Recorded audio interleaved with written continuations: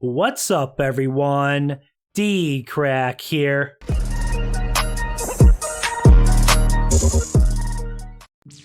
So hey, what's up, guys? I'm about to check out a new Mr. Nightmare video. 3 Nightmarish true honeymoon stories. Like always, guys, I'll have a link to the original video down below. If you're new to my channel, make sure and leave a like, subscribe to the channel. I would appreciate it. Let's not waste any time and check out this Mr. Nightmare video. 3 Nightmarish true honeymoon stories. Alright, guys, here we go. These are 3 honeymoon stories.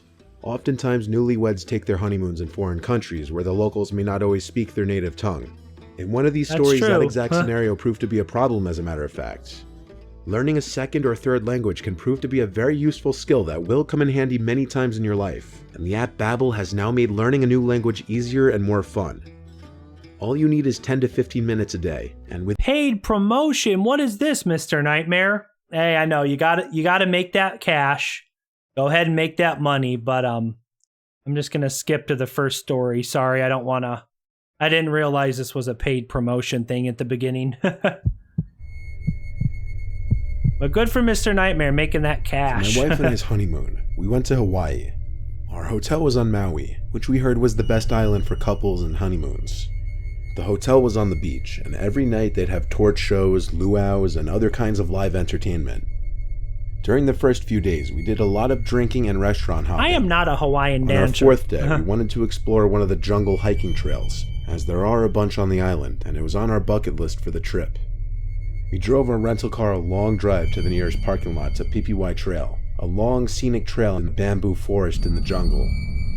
The trail would eventually lead to numerous waterfalls and hidden ponds that you could swim in. We were told about it by some locals and other tourists, so that's what we wanted to do. There were a few cars in the parking lot, but the parking lot wasn't just for this one trail. Walking down the path for a while, it truly was just a wall of bamboo on either side of us. That would be cool. It was truly an environment I'd never seen before. That would be cool, just a bunch of bamboo. A wall of bamboo. Yes. My wife stopped us and pointed at a small animal slightly off the trail. It was a mongoose. It was stopped looking at us. That was a mongoose. We both thought it was adorable. My wife started approaching it slowly, bent down to appear smaller and less intimidating. I did the same. Of course, the little creature ran away pretty swiftly, and my wife chased after it goofily. I followed suit. As we got deeper into the jungle, straying away from the trail, we heard the sound of water. It was a waterfall nearby. Oh, that'd be cool. We followed the sound of it until we came to this beautiful pond with a small waterfall pouring into it.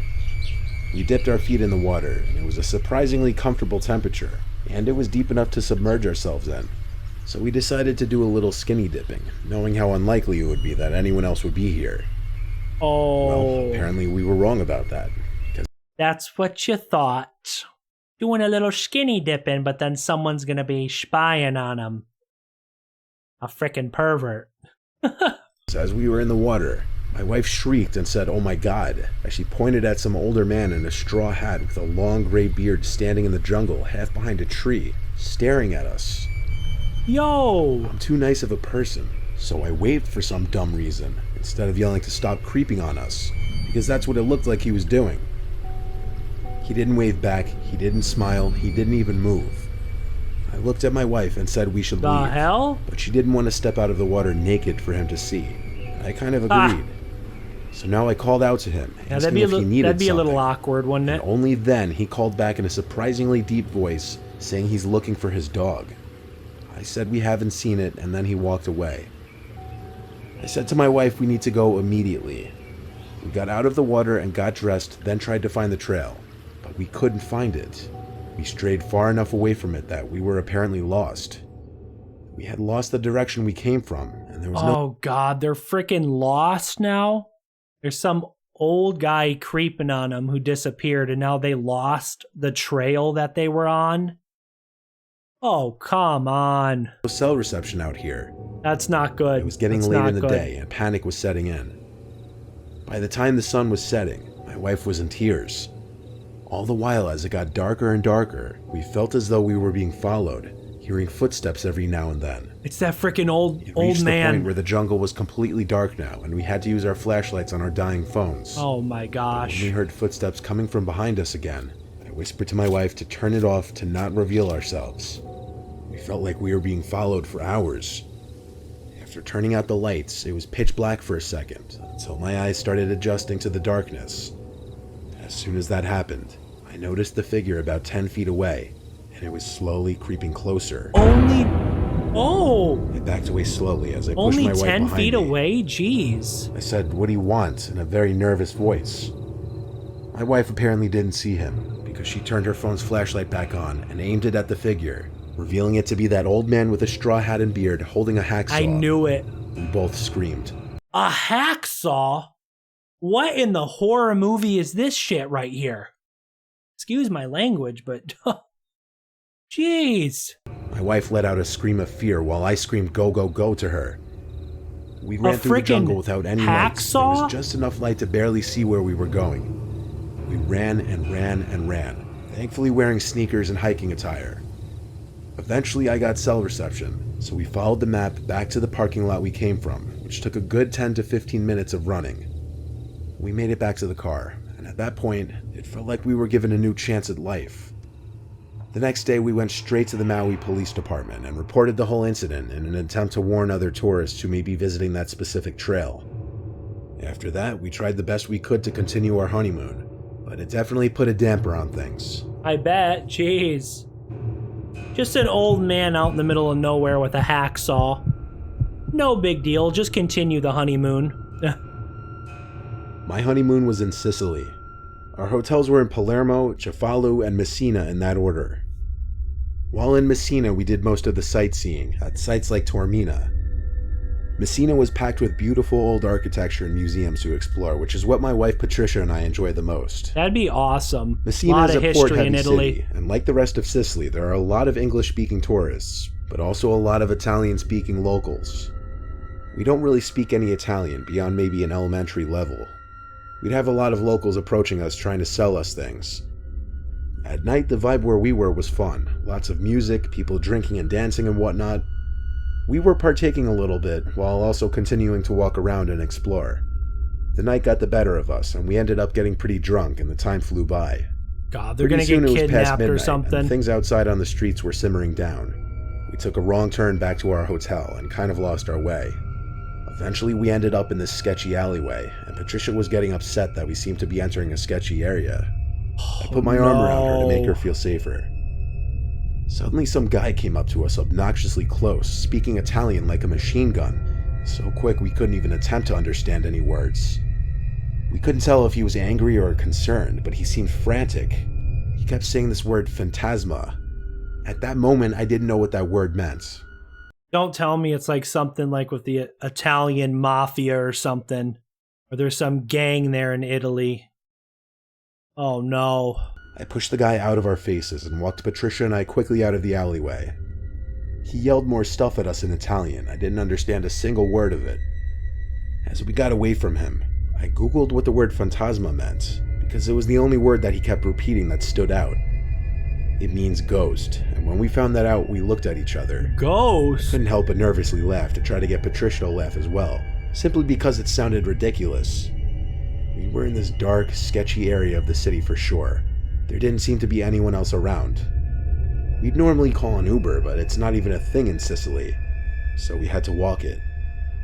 I have to admit, I was probably as uncomfortable as Patricia, as we'd heard certain parts of the city were unsafe at night. There was this quiet woman's crying sound coming from behind us all of a sudden. We both heard it, and we both looked back. There was this young but freakishly tall woman about 10 yards away from us, walking slowly in our direction. Her face was buried in her hands. Her height was actually unnaturally tall. She looked taller than me. In fact, it was so creepy that even Patricia, who's usually a sweet, nurturing person, whispered that we should get the hell away from her. We jogged down this narrow street and turned left to another alleyway. And we turned back again to the crying sounds. That woman was now at the end of this alleyway, just behind us, but still walking at the same slow speed, her face still buried in her hands. The ghost is following them. We were in this channel of alleyways and narrow one-way streets, and every time we'd turn, we'd still hear the crying behind us. It only stopped when we made it back to, I guess, what you'd call one of the main roads with other civilian traffic besides us. From there, we simply walked back to the hotel. Patricia kept insisting what we saw was a ghost, and every time she said it, it gave me chills. Ugh. The story doesn't do it any justice in explaining too. just how disturbing seeing that tall, lanky woman walking towards us in that alleyway was. Not to mention that guy say the word ghost in Italian over and over. I'm not ruling it out as some kind of crazy over-the-top joke. For all I know, we ended up on some Italian YouTube prank channel. But Patricia insists on believing it was actually a ghost we saw, and it still gives me chills thinking about that possibility. I mean, it definitely sounds believable, like something that could happen. A ghost in Italy haunting the alleyways at night, maybe. We aren't the richest couple out there. We both work 9-to-5 jobs to make ends meet. We're doing all right now, but back when we got married, we were struggling. So when it came time for our honeymoon, we couldn't go all out and blast all our money. My wife, who I'll choose to keep nameless, was doing research for affordable beach getaways, and she found a private house in the Bahamas for 3 nights on Airbnb, so we went with that. Nice. After flight tickets and the cost for the rental, it didn't even come out to that much. Upon arrival, we entered the code for the padlock on the door to let ourselves into the home. It had a spacious living room and kitchen, a large... But why was it so cheap? Maybe nobody wants to stay in this Airbnb or whatever, or something happened there. Maybe it's haunted. There's a reason it's so cheap. I have a feeling that it's not cheap for no reason, you know? Large bedroom, 1 bathroom, and a big back deck that led to the private beach. We spent all of the first day on the beach, then walked to a nearby restaurant for dinner. When we got back, this is where the weird things started happening. As soon as we walked in the door, we noticed things seemed like they were in the wrong places, like our sandals, our bags, and so on.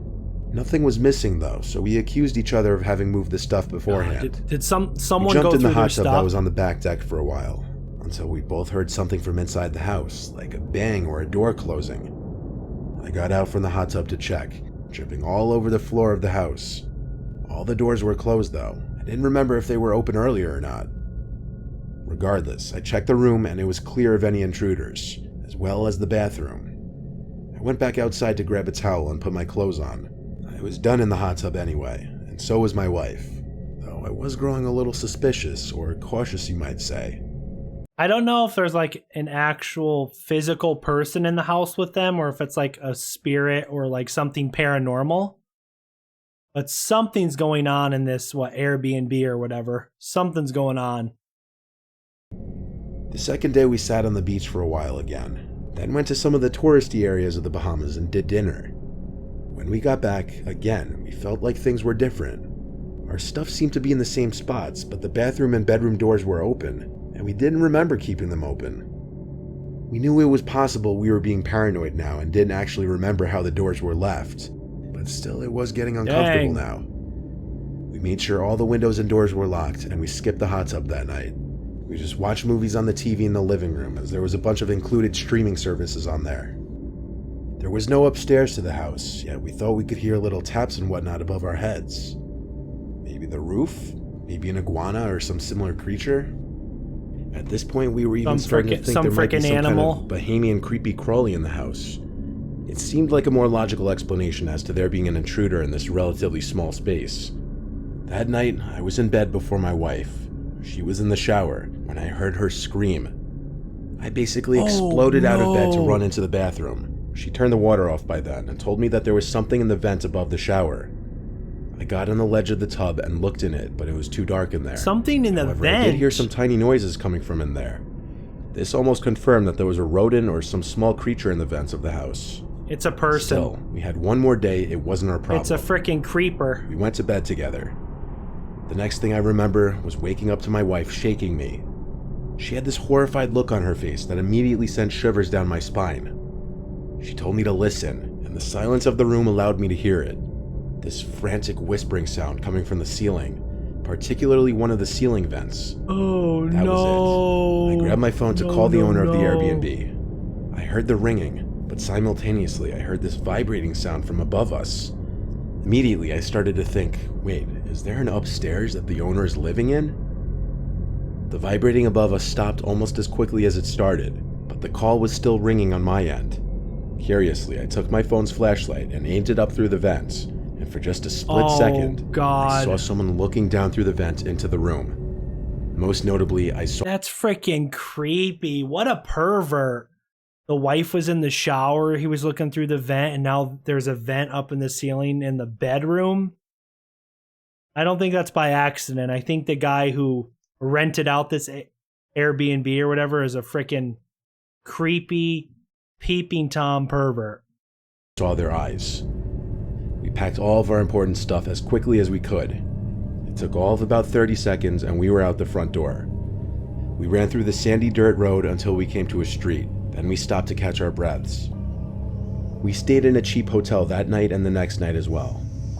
The last day we spent most of it waiting at the airport, but we reported this incident to Airbnb and we got all of our money back, and I'm pretty sure Airbnb banned the owner of that house's account. Wow. We didn't pursue anything further with legal action, as we were just happy to get our money back.